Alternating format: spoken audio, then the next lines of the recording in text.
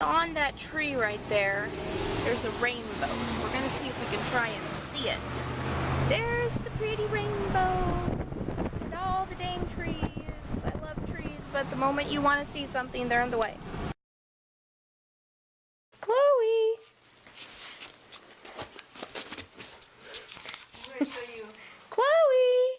What's it doing? What? You can't get your chicken legs? Do you know those chicken legs? Oh, you got your wing. Got some chicken wing. You got yourself some dark meat. Chicken wing. Oh no, wait, the wings are white meat, aren't they? So this is my wife's graduation for the Drug and Alcohol Studies graduation ceremony. Woo, look. All these so-called counselors. Yay. And my wife. So she looks so excited.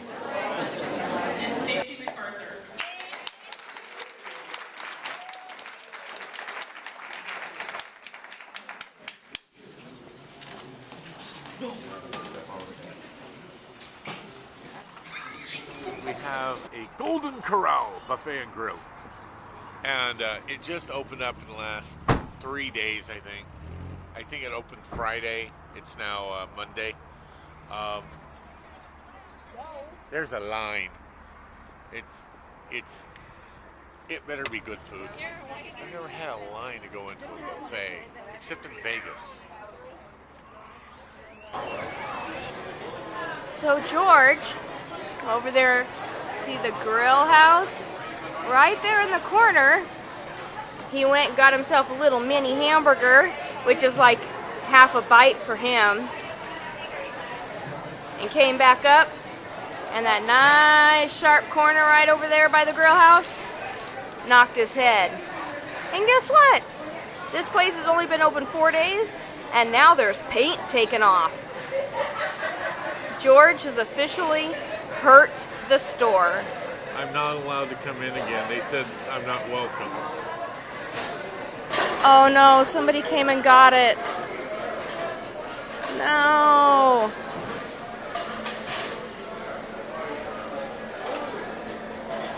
Somebody got it. That's where poor George hit his head.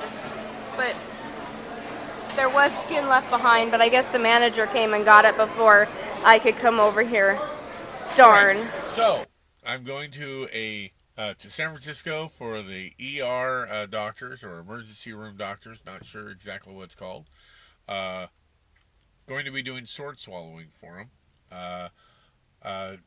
Yesterday we had to take my dog into the one housing facility, and then we had to take the other dog today to the vet. My wife, we're not sure what's going on because she got called about maybe having a job interview, but they're not sure when. So she might come with me, she might not. That was the whole thing.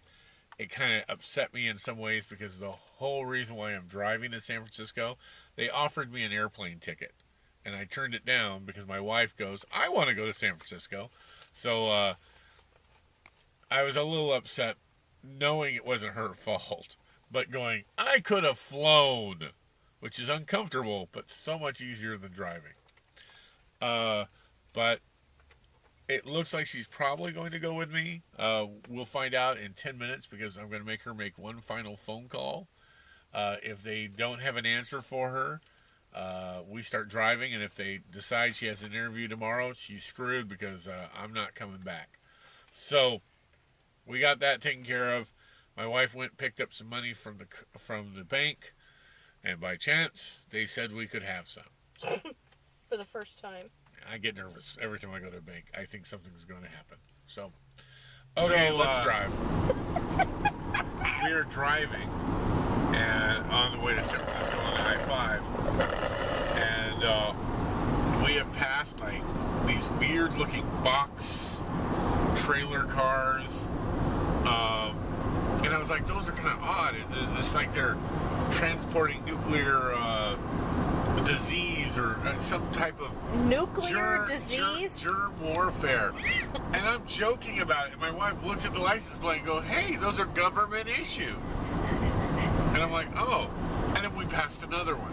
We've passed like 6 of them.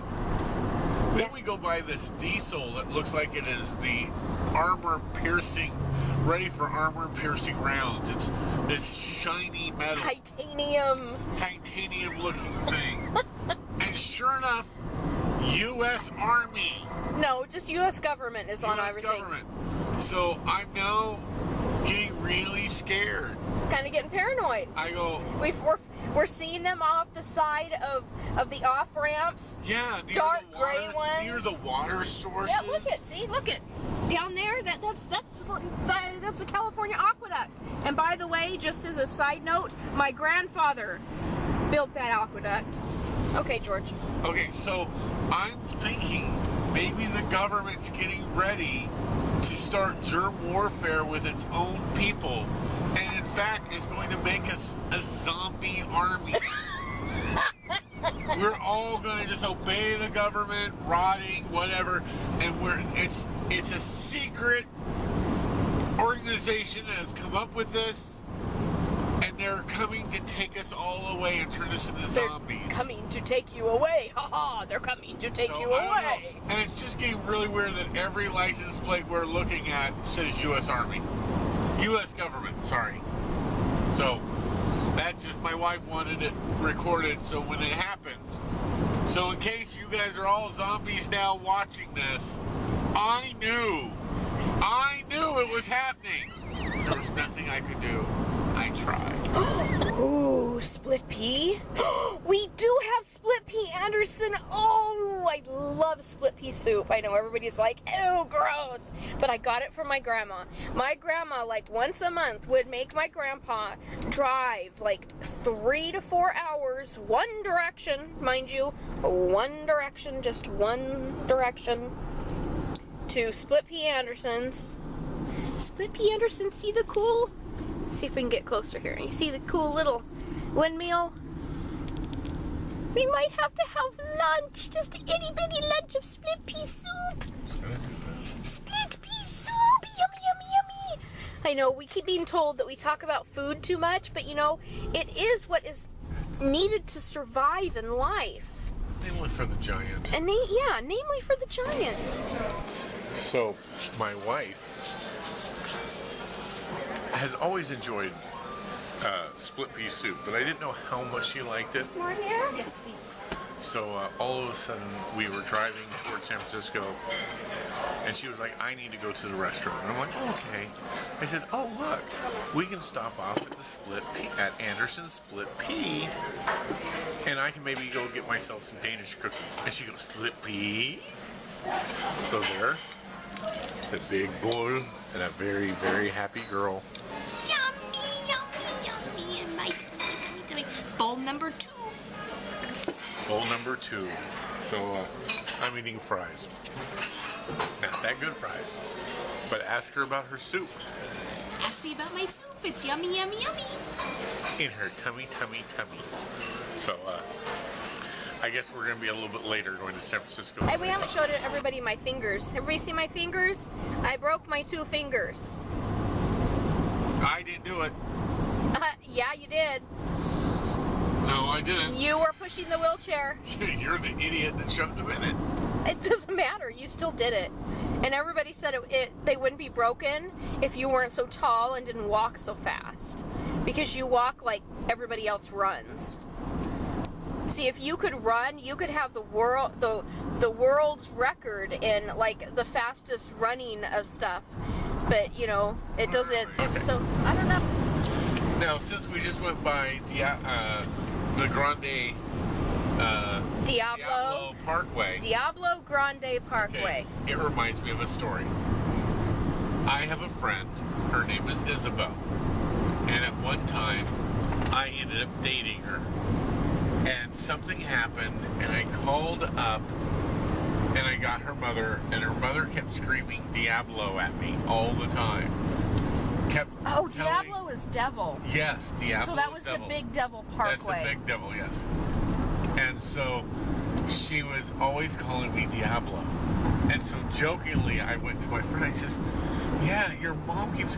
Doesn't that mean great, giant, and great George?" And my friend's looking at me, not sure if I'm joking or serious, and I think she decided I was serious and went, "How did you know? I didn't think you knew Spanish."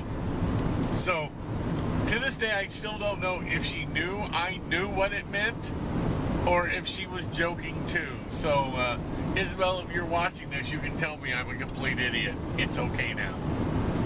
But now the mother loves me. She thinks I'm the greatest guy ever because I've helped her daughter out time and time again on situations. Even though I wasn't dating her, she was still my friend, and whenever anything happened, I was always there for her. So it's kind of funny that, yes, I was Diablo, the devil. Okay, so we are on the Bay Bridge. We are not on a digitized road per Lola, and we are getting ready to go underneath this little mini mountain, which is actually called Treasure Island. If you wanted to, you could turn right there and you get to go onto Treasure Island. Whee! I don't know where it goes, but it sounded fun, but George wouldn't let me go. Nope, just say no. So this is the conference I'm going to be working at. I got 5 minutes, only 5 minutes to do sword swallowing and some other stuff. But yeah, so I get to deal with the most jaded people in the world, emergency room doctors. This is going to be fun. Okay, this is a 25-inch stainless steel sword. It does not bend, it does not twist. This is real, and I'm going to now state the obvious, it is real dangerous. Every time a sword swallower swallows a sword, they take a chance of severing their larynx, puncturing their lung, and just basically bleeding to death. Now, I'm going to do something for you, and then I'm going to tell you what happens when it goes wrong. I can't watch that. Okay, being 7 feet tall has its disadvantages.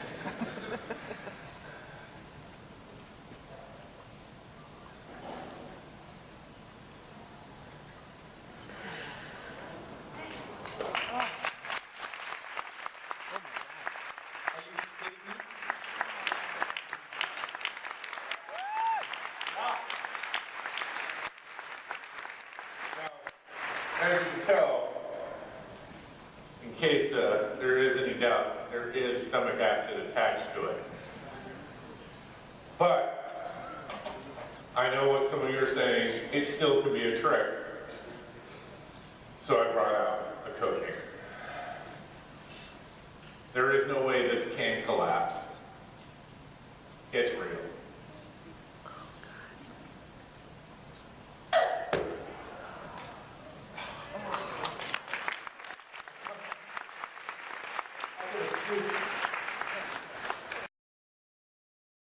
Okay, I have a thing for high strikers. That's the big poles with the bell on top, and you have to hit it with a sledgehammer, make it ring, okay? I have never seen one like this. This is a finger striker.